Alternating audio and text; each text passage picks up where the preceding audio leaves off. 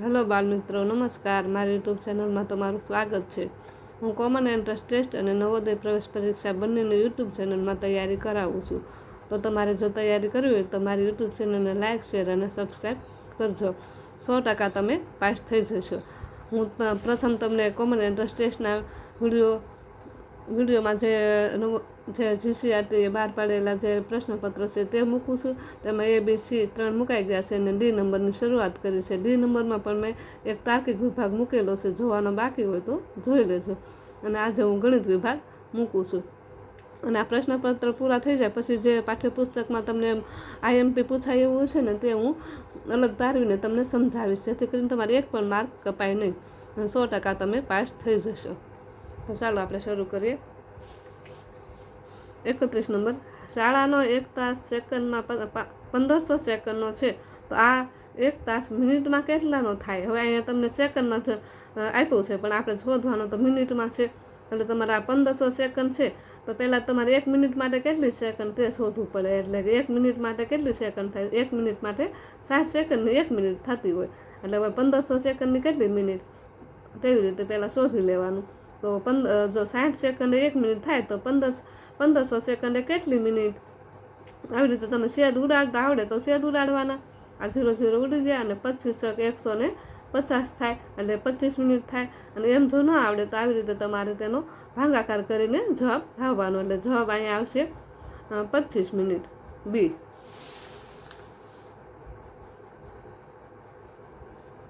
32 number જોઈએ. નીચેનામાંથી કયું વિધાન સાચું છે? હવે અહીંયા 4 વિધાન ABC અને D એવી રીતે 4 વિધાન આપેલા છે. એમાંથી કયું વિધાન સાચું તે આપણે શોધવાનું હોય. અહીંયા 500 ગ્રામ બરાબર 1/4 કિલોગ્રામ થાય એવું અહીંયા કહેવા માગે. એટલે કે 4માંથી 1 ભાગી 500 ગ્રામ થાય? ના, કેમ કે 1000 ગ્રામ હોય ને ત્યારે 1 કિલોગ્રામ થાય. તો અહીંયા 500 ગ્રામ એ તો 1000ના અડધા જ થયા. અહીંયા 1 ભાગ ન 1 ભાગ એટલે કેટલો થાય? તો કે 225 જ થાય, 250 ગ્રામ થાય. તો આ છે ને આ વાક્ય ખોટું છે. એના માટે તમારે આવી રીતે છેદ ઉડાડીને પણ જવાબ લાવી શકો. એટલે કે 1000 ગુણ્યા 1/4. એટલે અહીંયા તમે જોશો ને તો આ છેદ ઉડી જાય અને 250 જવાબ આવે, 250 આવે. અહીંયા 250 નથી, એટલે આ વિધાન ખોટું છે. આ B નંબરનું જોઈએ. 20 પૈસા બરાબર 1/5 રૂપિયા. હવે આના બરાબર આ થાય તે આપણે શોધવાનું છે. તો પહેલાં તમારે પૈસાને શોધી લેવાના. એટલે 1 રૂપિયો બરાબર કેટલા? 100 પૈસા થાય. એટલે 100 પૈસા ગુણ્યા 1/5. એટલે 5 દુ 10 અને આ 0 અહીંયા મૂકી દેવાનું. 20 પૈસા આવી ગયા. 20 પૈસા અહીંયા આવી જાય છે. 20 પૈસા બરાબર 1/5. 5 રૂપિયાનો તમે સરખા ભાગ કરો તો 20 પંચા 100 થાય. એટલે આ વિધાન સાચું છે ને જવાબ પણ આપણો B આવી જાય. એમ છતાં તમને આ બંને વિધાન હું સમજાવી દઉં. આ C છે ને એમાં 250 ગ્રામ બરાબર 3/5 કિલોગ્રામ ન થાય. ત્યાં કેટલા થાય? તો કે 600 ગ્રામ. એટલે આ વિધાન પણ ખોટું છે. 750 મિલી બરાબર 2/5 લીટર. ના, એ પણ ન થાય. કેમ કે 1 લીટર ક્યારે થાય? 1001 લીટર થાય. તો 1000 મિલી બરાબર ગુણ્યા 2/5 કરો ને પછી તમે છેદ ઉડાડો તો 5 દુ 10 થાય ને આ 2 0 એટલે આ 200 થાય. 200 દુ 400 થાય. તો અહીં 400 આવે જવાબ. તો અહીં 400 નથી, અહીં 750 છે. એટલે આ પણ નહીં આવે. એટલે આપણો જવાબ આવશે B. 33 નંબર જોઈએ. 30 થી 50 ની વચ્ચે એવી સંખ્યા કે જે 5 અને 7 બંને વચ્ચે વિભાજ્ય હોય. વિભાજ્ય હોવી એટલે કે 5 અને 7 બંને વડે ભાંગી શકાય તેવી. એટલે આ 30 ને 50 ની વચ્ચેની લેવાની. એટલે આ પહેલાં તો આપણે 30 થી 50 ની વચ્ચેની જે સંખ્યા આવે ને તે લખી લેવાની. અને પછી 7 અને 5 બંનેની જોડે તેને ભાંગી શકાતી હોય ને તેવી સંખ્યા શોધવાની. એટલે 35 એક જ એવી છે કે જે 7 અને 5 બંને વડે વિભાજ્ય છે. એટલે જવાબ આવે A. હવે 34 નંબર જોઈએ. 4 લીટર પેટ્રોલ પૂરવા માટે 1 મિનિટ થાય છે, તો 1 લીટર પેટ્રોલ પૂરવા માટે કેટલો સમય લાગે?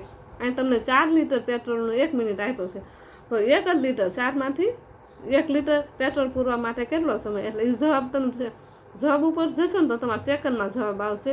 એટલે પહેલાં તમારે 1 મિનિટની સેકન્ડ શોધી લેવાની. 1 મિનિટની સેકન્ડ કેટલી થાય? તો કે 60 સેકન્ડ થાય. તો 4 લીટર બરાબર 60 સેકન્ડ.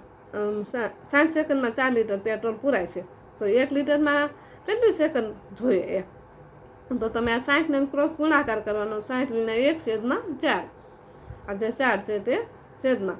એટલે અહીંયા તમે છેદ ઉડાડશો ને 1560 થાય. એટલે 15 એકા 15. અહીંયા બરાબર 15 સેકન્ડ આવે જવાબ. જવાબ આવે ડી 15 સેકન્ડ. આ 35 જોઈએ, આ એક આકાર આપેલો છે. આપેલા આકારની પરિમિતિ 35 સેમી હોય તો એક્સ બાજુનું માપ કેટલા સેમી થાય? આ આકૃતિનું 35 કુલ છે, તો આપણે આ એક્સનું શોધવાનું છે. એક બાજુનું માપ બાકી રહી ગયું. આવી જ્યારે આવે ને ત્યારે પહેલાં જે આપેલું હોય ને તેનો સરવાળો કરવાનો. આ 10, આ 10, આ 4 ને 4, આનો મેં સરવાળો કર્યો એટલે 28 સરવાળો આવ્યો. પછી જે કુલ પરિમિતિ હોય ને તેમાંથી આ જે પરિમિતિ આવી તેને બાદ બાકી કરવાની. એટલે 35માંથી તમે 28 બાદ કરો એટલે છેલ્લે 7 વધે. એટલે આ એક્સ કયું, એક્સ બરાબર કેટલા આવે? તો અહીંયા 7 આવે. એટલે જવાબ આવે સી 7 સેમી. 36 નંબર જોઈએ, કાટખૂણાનો 1/3 ભાગ કેટલો થાય? આ કાટખૂણો એટલે તમને પહેલાં તો કાટખૂણો ખબર હોવી જોઈએ. આવી રીતે આમ કરીને આ વચ્ચે જે આ બન્યો ને કાટખૂણો છે, અને કાટખૂણાનું માપ કેટલું હોય કે 90 અંશ હોય. આમાં તમે કરો ને તો 90ના 3 ભાગ કરો એટલે 30 અંશ જવાબ આવી જાય. પણ આપણે ગણતરીની રીતે આમ કરવાનો, અને આ કાટખૂણાના 3 ભાગ કર્યા, સરખા 30-30 વાળા 3 ભાગ કર્યા. એટલે એક ભાગ કેટલાનો થયો? તો 30 અંશનો. એમ કરી શકાય. પછી 90 × 1/3 પણ તમે કરી શકો. એટલે 3 તેરી 9 અને આ 0, એટલે 30 અંશ જવાબ આવી જાય. આ 2-3 રીતે થઈ શકે. જવાબ આવે એ. 37 નંબર જોઈએ, નીચેનામાંથી કઈ જોડ સમઅપૂર્ણાંક ધરાવે છે? સમઅપૂર્ણાંક એટલે કે જેના અપૂર્ણાંક સરખા હોય તેને સમઅપૂર્ણાંક કહેવાય. આમાં તમારે પહેલાં એવું કરવું પડશે, જે મોટા અપૂર્ણાંક હશે ને તેને તમે નાના સરખા કરી નાખવા પડે, અને પછી તમને ખબર પડશે કે આ બંને સરખા છે કે નહીં. આ 10/20 છે ને, આ 30/90 છે. તો તમે જોશો ને તો પહેલાં આ 0 ઉડી જાય, આ 0 ઉડી જાય, એટલે 1/2 વધ્યા. હવે આ 0 ઉડી જાય ને આ 0 ઉડી જાય, એટલે 3/9. એટલે હજી આ મોટી સંખ્યા છે, એટલે 3 × 1 = 3 અને 3 તેરી 9. હવે અહીંયા 3/9 આવી ગયા. હજુ પણ આ મોટી સંખ્યા છે. તમે જોશો ને તો અહીંયા 3 × 1 = 3 થશે, અને 3 તેરી 9 થશે. એટલે આ 1/3 આવ્યો ને આ 1/2 આવ્યો. એટલે આ સમઅપૂર્ણાંક નથી, આ નથી. પછી બી નંબરમાં જોઈએ, 1/4 છે ને 1/2, આ પણ સમઅપૂર્ણાંક નથી. હવે અહીંયા સી નંબરમાં જોઈએ, 1/5 છે ને 3/15 છે, તો પણ આ સમાન નથી. પહેલાં મોટો છે ને તેને પહેલાં તમારે નાનો કરી નાખવાનો. એટલે 3 × 1 = 3 અને 3 × 5 = 15. એટલે અહીંયા 1/5 આવી ગયું ને અહીંયા 1/5 આવે છે જ તે. એટલે આ બંને છે એ સરખા થઈ ગયા. એટલે આ સમઅપૂર્ણાંક છે. એટલે જવાબ આવે સી. અને આ તમે જોશો તો આ સમઅપૂર્ણાંક પણ નથી. જવાબ હવે આપણે 38 નંબર જોઈએ, કઈ સંખ્યા 5, 6 અને 10 એમ ત્રણેય સંખ્યાઓનો અવયવી છે? અવયવી એટલે કે આના ઘડિયામાં જે આવતા હોય ને તે 5, 6 અને 10ના ઘડિયામાં જે આવે તેનો અવયવી કહેવાય. અહીંયા તમે 5 અને 10ની જે વિભાજ્યતાની ચાવી કરીને મેં તમને નવોદયમાં શીખવેલું છે. નવોદયના જે વિડીયો મૂક્યા ને તે વિડીયો તમે જોઈ લેજો ગણિત માટે ખાસ. એમાં મેં શીખવાડેલું છે કે અવિભાજ્યતાની ચાવી તમારે પહેલાં યાદ રાખવાની. એમાં એવું હોય કે જેને એકમનો અંક 0 હોય ને તે બધી 10 વડે વિભાજ્ય હોય. એવી રીતે 5 માટે 0 અને 5 એકમનો અંક જેનો હોય ને તે બધી વિભાજ્ય હોય. હવે તમે અહીં જોશો ને તો આ 20 છે ને એ 6માં ન આવે, આ 40 પણ નહીં આવે, આ 50 ને આ ત્રણેય 5માં 10માં આવશે પણ 6માં નહીં આવે. એટલે 6માં આવે એવી એક જ છે. જો આ સી નંબરમાં જે 30 છે એ 5, 6 અને 10 ત્રણેયને આવે એવી છે. એટલે કે જવાબ આવે સી. 39 નંબર જોઈએ, 8 સેમી × 4 સેમી × 2 સેમી બાજુવાળા લંબઘનમાં 2 સેમી બાજુવાળા કેટલા સમઘન સમાય છે? કાંઈ લંબઘન ને સમઘન આપ્યું. આ જે 8 સેમી, 4 સેમી ને 2 સેમી એવું લંબઘન છે, એમાંથી આપણે સમઘન 2 સેમીવાળા સમઘન કેટલા સમાય છે કે આ લંબઘનમાં, તેવું અહીંયા પૂછવામાં આવ્યું. તો પહેલાં તો તમારે લંબઘન અને સમઘન બંનેનું સૂત્ર આવડવું જોઈએ. એનું સૂત્ર છે લંબાઈ × પહોળાઈ × ઊંચાઈ. આ સમઘન એટલે કે તેની ચારે બાજુ સરખી હશે. આ સમઘન એટલે ચોરસની ચારે બાજુ સરખી. અહીંયા એક બાજુ આપી દીધી તો 2 × 2 × 2 ત્રણેય બાજુ સરખી જ હોય. હવે આપણે એના સૂત્રના પ્રમાણે જોઈએ તો લંબઘનનું ઘનફળ શોધવાનું અને સમઘનનું ઘનફળ. આ લંબઘનનું ઘનફળ 8 × 4 × 2, અને આ સમઘન માટે સમઘનનું ઘનફળ 2 × 2 × 2. અને પછી આપણે તેના છેદ ઉડાડવાનું, 2 × 2, 2 દુ 4 અને 2 × 2. આ પણ ઉડી જાય છે. એટલે કેટલા 8 જ વધ્યા. એટલે 8 સમઘન સમાય. આ લંબઘન જે આ સેમીનું જે લંબઘન છે તેમાં 2 સેમીવાળા કેટલા 8 સમઘન સમાઈ શકે. જવાબ આવે ડી.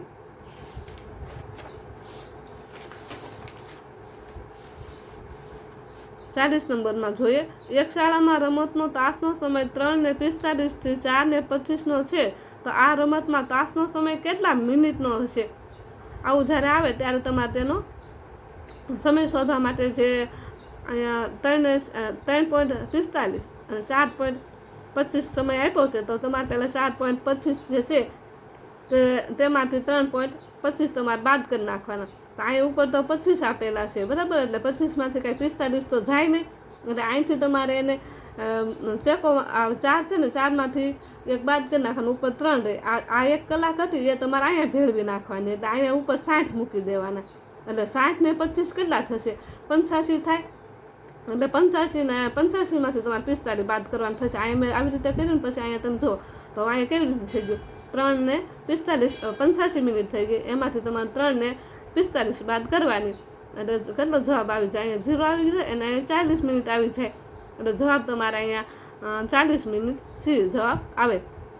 અને આમે તમે ખાલી જોશો ને તોય તો તમે અહીંયા 3:45 એટલે હજી કેટલી 15 મિનિટ બાકી રહી, અને આ 25 થઈ, એટલે આની પણ 15, આની આ 25 છે, એટલે 25 ને 15 કેટલી થાય?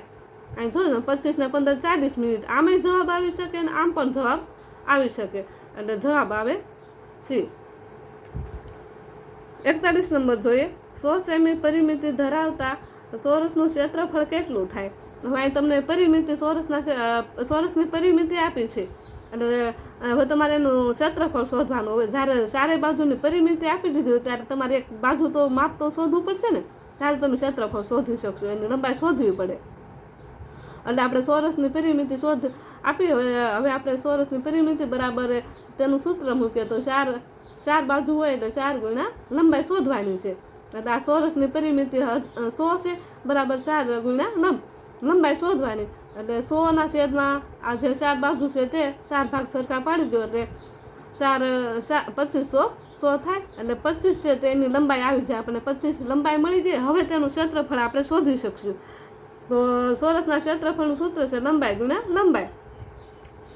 એ આપણે હવે લંબાઈ ગુણ્યા લંબાઈ આપણે શોધવાનું. હવે કેમ કે હવે આ લંબાઈ ગુણ્યા લંબાઈ, એટલે લંબાઈ કેટલી હતી? 25, તો 25 ગુણ્યા 25, એટલે 25 ગુણ્યા 25 કરો, એનો ગુણાકાર કરો તો 625 આવી જાય.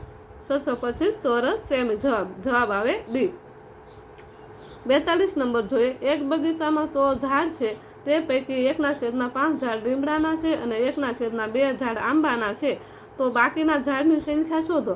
અહીં તમને 100 કુલ ઝાડ આપી દીધા, અને એમાં તમને કુલ લીમડાના કેટલા છે એવું નથી કીધું, અને કુલ આંબાના કેટલા એવું નથી કીધું. પહેલાં તો કેટલા કુલ છે તે તમારે શોધવું પડશે. એટલે કુલ ઝાડ કેટલા છે? તો 100 છે. કુલ ઝાડ ગુણ્યા કેટલા ભાગના? તો કે આપણે પહેલાં લીમડાનું શોધીએ. કુલ ઝાડ 100 છે, કેટલા ભાગના? તો 1/5. 1/5 તો 20 × 100 થાય.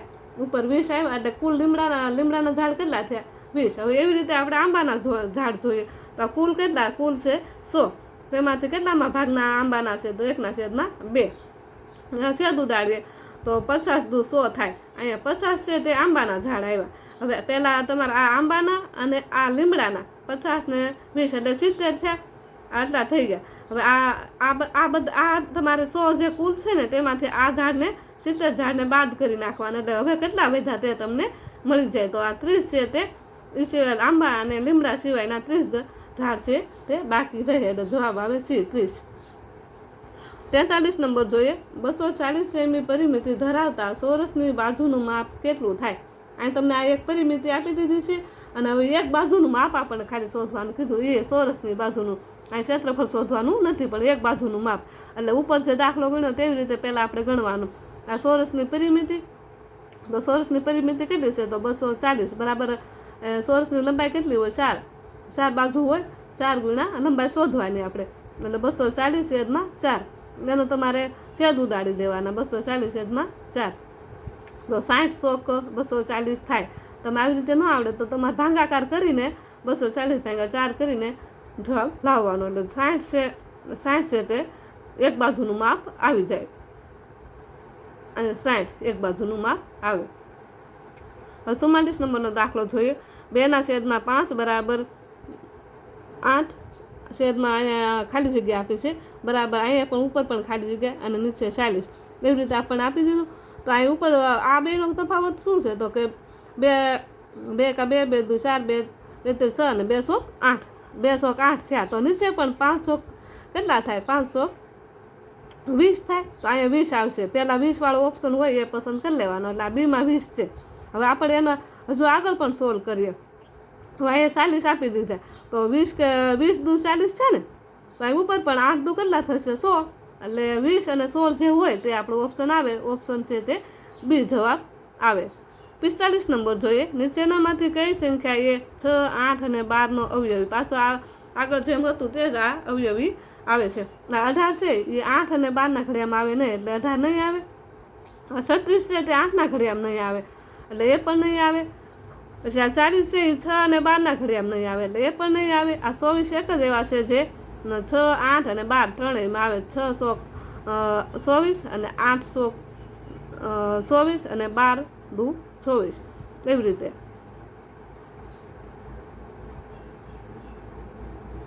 અહીંયા 3 આવશે, સોરી 8 તેરી 24. હવે 47 નંબર જોઈએ. અહીં જવાબ આવે 24. 47 નંબર જોઈએ. 2437 અહીં દશા ચિહ્ન હશે અને 58 ગુણ્યા 0 પોઈન્ટ બરાબર 001. અહીંયા પણ એક દશા ચિહ્ન આપેલું 0 પછી. એટલે પહેલાં તમારે છે ને આ જે દશા ચિહ્ન હશે ને એને દૂર કરી નાખવાના. સાદા પૂર્ણાંકમાં પહેલાં તમારે ફેરવી નાખવાના તેને. એટલે પહેલાં આજે 2437 અને 58 મૂકી દેવાના. અને આ જે બે આ એકમ ને દશક, એટલે અહીંયા 2 મીંડા છે. આ 1 ને 2 બે જે સંખ્યા છે ને એના માટે આપણે 2 સંખ્યાવાળા અહીંયા નીચે મૂકવાના. એટલે 2 સંખ્યાવાળો કોણ હોય? તો કે 100.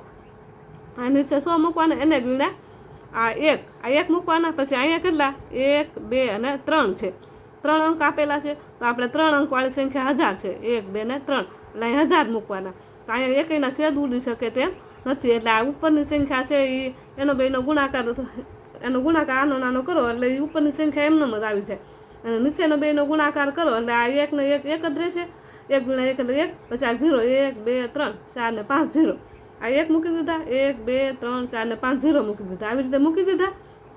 અને પછી તમારે શું કરવાનું? આ જેટલા 0 હોય ને, આ 1, 2, 3, 4 ને 5, એટલે જેટલા 0 હોય ને એટલું તમારે જમણી બાજુથી હાલવાનું. પછી દશા ચિહ્ન મૂકી દેવાનું. 1, 2, 3, 4 ને 5. તો આપણું દશા ચિહ્ન ક્યાં આવે? અહીંયા આવે. તો આપણે એવી રીતે મેં અહીંયા મૂકે છે. તો 1, 2, 3, 4 અને 5. તો 2 પછી દશા ચિહ્ન મૂકી દેવાનું. જેટલા 0 હોય પછી દશા ચિહ્ન આપણે દશા ચિહ્નમાંથી અપૂર્ણાંકમાં ફેરવવાના.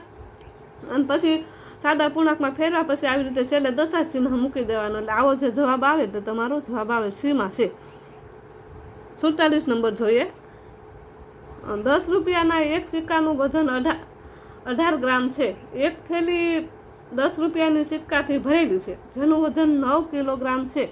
તો તેમાં 10 રૂપિયાના કેટલા સિક્કા? 10 રૂપિયાના કેટલા? એક થેલી ભરેલી છે 10 રૂપિયાની સિક્કાની. એક સિક્કાનું વજન તમને ગ્રામમાં આપેલું છે. અને અહીંયા જે આ વજન આપ્યું ને કિલોગ્રામમાં આપેલું છે. એટલે પહેલાં તમારે જે ગ્રામ ને કિલોગ્રામ ને એ સમજવાનું. તો 1 કિલોગ્રામ બરાબર કેટલા થાય? તો 1000 ગ્રામ થાય. તો અહીંયા 9 કિલોગ્રામ આપ્યા ને તો પહેલાં એને ગ્રામ 9 કિલો આપ્યા ને તો એને પહેલાં તમારે ગ્રામમાં ફેરવવાના. એટલે ગ્રામમાં ફેરવો એટલે 9000 ગ્રામ થઈ ગયા. હવે આપણે કેટલા સિક્કા તે શોધવાનું છે. તો આપેલું વજન કેટલું છે? તો 9000. અને એક સિક્કાનું વજન કેટલું? 18. આપેલું વજન 9000 અને એક સિક્કાનું વજન 18. એનો તમારે ભાગાકાર કરી નાખવાનો.